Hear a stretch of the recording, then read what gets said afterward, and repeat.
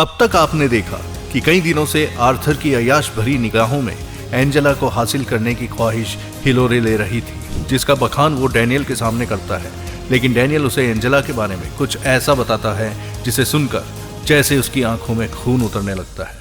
अब आगे, जैसा कि स्कॉनहाइम के उस छोटे से कबीले और महल के बीच की सूनी पगडंडी पर अक्सर एंजेला के कदम पड़ने लगे थे, उसके पिता एगोर और कबीले वालों की कहानियों से बना मार्कस का आदमखोर स्वरूप अब उसके लिए धूमिल होता जा रहा था। वो मार्कस के 10 सदियों के अकेलेपन व दर्द को महसूस करने लगी थी। वहीं मार्कस के लिए भी एंजेला के कदमों की आहट यूं होती मानो बरसों से बंजर पड़ी जमीन पर बारिश की बौछारों ने दस्तक दी हो। एंजेला का अक्सर जंगल की ओर रुख करना कहीं ना कहीं उसके पिता एगोर के माथे पर शिकन बढ़ाया जा रहा था, जो फिलहाल उसने एंजेला से छुपाए रखी थी। एक दिन महल में एंजेला मार्कस से शिकायती लहजे में कहती है, बुरा मत मानना मार्कस, लेकिन थोड़ा तो अपने रहन सहन का ध्यान रखो। तुम्हारे इस महल से कहीं साफ सुथरा तो हमारा अस्तबल होता है। कैसे रह लेते हो यहाँ? एंजेला की यह शिकायत एक दिन न केवल दूर होती है, बल्कि महल के भीतर की दशा देखकर वो खुद आश्चर्य से भर जाती है। मकड़ियों के विशालकाय जाले, मरे हुए जानवरों के अवशेष और उनसे आती दुर्गंध की जगह खुशबूदार फूलों ने ले रखी थी। फर्श भी किसी आईने सा चमक रहा था और सामने की बड़ी सी दीवार तरह तरह के हथियार, ढाल और भालों से सजी हुई थी। ये सब देखकर, ये सब तुमने किया? तुम्हें क्या लगता है? एंजेला बड़े गौर से इस सजावट को देखे जा रही थी। कभी वो फूलों की नरम पत्तियों को अपनी उंगलियों से हल्के से छूती, तो कभी उनकी खुशबू लेने लगती। वहीं हथियारों से सजी दीवार उसमें कौतूहल पैदा कर रही थी। वो उन हथियारों को छू छू कर देख रही थी। ये हथियार तुम्हारे हैं? हाँ, कभी हुआ करते थे।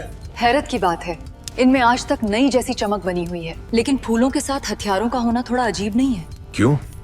क्या फूलों के साथ कांटे नहीं होते? पर कांटे तो फूलों की रक्षा के लिए होते हैं।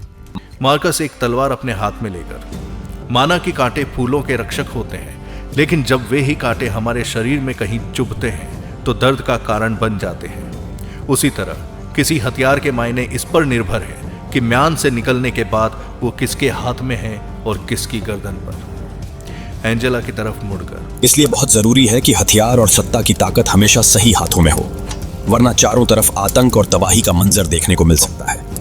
एक अर्धमानव के मुंह से इतनी गहरी बात सुनकर एंजेला चकित भाव से उसी में खो सी जाती है। एंजेला को खोया देखकर, खैर ये सब छोड़ो, आउद मैं तुम्हें कुछ दिखाता हूँ। इतना कहकर मार्कस एंजेला को तहखाने की तरफ ले जाता है, जहां हीरे जवाहरातों के भंडारों की चमक से उसकी आंखें चौंधिया जाती है। आश्चर्य से वो चारों ओर देखने लगती है, जबकि मार्कस सदियों पुराने बेशकीमती सामान, मुद्राओं और दूसरी चीजों के बारे में उसे बताने लगता है। इतने में एंजेला का ध्यान गहराती शाम की ओर जाता है। एंजेला, मुझे अब जाना होगा।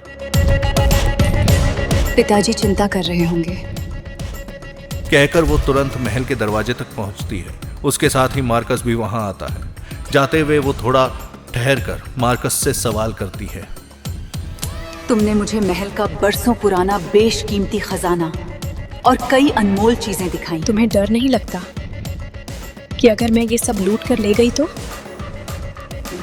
मुझे कैसा डर? भला ये मेरे किस काम के? वैसे तुम्हें लूटने की कहाँ जरूरत है, तुम जितना चाहो ले जा सकती हो। मार्कस, क्या आज तक किसी ने इस महल को लूटने की कोशिश नहीं की? इस पर मार्कस कोई जवाब नहीं देता, मगर उसके चेहरे से लग रहा था जैसे सालों बाद उसके सामने किसी ने अतीत के पन्ने पलट दिए हों। इधर कबीले में एंजेला के बदले रवैये को लेकर भले ही एगोर खामोश था, लेकिन यह कहना गलत नहीं होगा कि उसका मन अशांत था।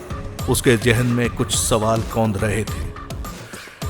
एगोर अपने ही अंतर्मन में, क्या जो मैं सोच रहा हूं वो सही है?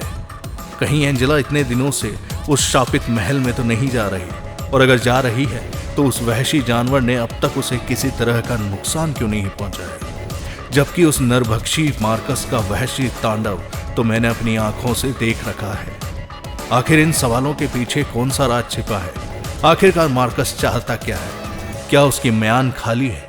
और अगर उसकी म्यान में तलवार है तो आखिर उसकी धार पर किसका नाम लिखा है?